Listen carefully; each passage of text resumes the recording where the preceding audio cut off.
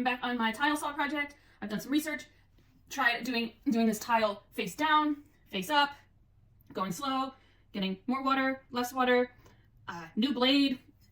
I didn't try the tape method because there's enough of you guys on the YouTube and in blogs that say the tape method doesn't work, but there was somebody who said raising the platform worked, which makes sense because if you look at a normal table saw, you don't have that much room.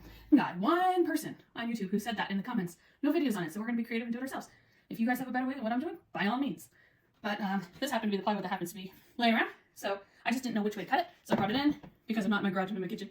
My kitchen has become my new workstation, but I just wanted to know if I could cut it this way, and I cannot, so I have to keep it kind of the long way. So I am going to cut this, and then I'm going to put some ends on it, and that's going to be my new station. And this is going to get ruined anyway because it'll be soaking wet by the time I'm done. Okay. Alright, hung out in the wood shop, got my board, I got it pretty exact, I sanded it, and so I put it all together. Look, that fits nice and lovely like. So now I just got to do the other side. Alright, see how that works out. Comparison. This is what I did yesterday without the platform raised. This is what I just did just now. And they're both the same kind of. You'll see it with the grout, like you can see it when they're next to each other. But hello, it's Wednesday, February 5th, and I'm fresh off a plane, but already I'm on my wet saw project. I switched the tiles out because the tile I'm using is just a glossy version of this tile, and I've been playing with this one, which is a little harder, I think, and it's coming out messier. So I figured I'd try that closer to the tile that I'm using. And this one actually looks pretty good. All right, I took my just dummy tile. I found where that fits, and that fits nice and lovely right there. So we're gonna use that measurement. It's a little tight just because of the paper bags, but we're gonna use that measurement. I'm gonna cut it a little small shorter and with a ruler and use a Sharpie. You can see that real well. So it's 8 1/4 on this window.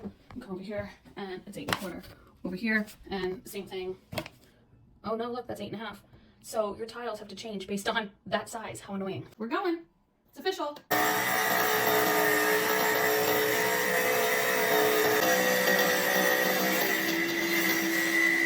Nice little piece, don't need that.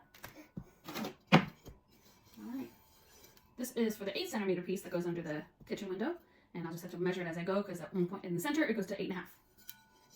Alright, we're just going to keep doing that. Alright, so how I'm measuring this is 8 1/4, 8 1/2, and I'm using my trash one as a.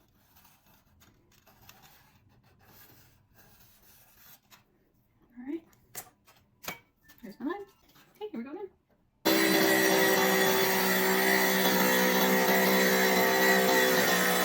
Didn't really chip it anymore, any worse than the rest of it chipped. That's just going to be my skill level with this saw. I didn't buy a super expensive saw, so it has a teensy bit of chippage to it. I'm told that this is, if you clean it up with one of these, once you do the grouting, it won't be nearly as obvious.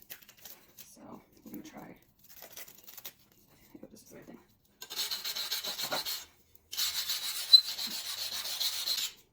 I don't know, this seems pretty weak. This seems pretty weak. This is the wrong tool. Of course I have to go back to Depot World. No home improvement project will be complete without multiple trips to the Depot World. I'm not sure if I did much of anything, but I have a vacuum over here that I'm using because these little fragments are actually quite sharp. My goodness. Okay, well, I just opened my boxes and I don't know how I started with glossy, but this is matte. So now I get to go to Portland, Yippity, for example. And that's what we're going to do.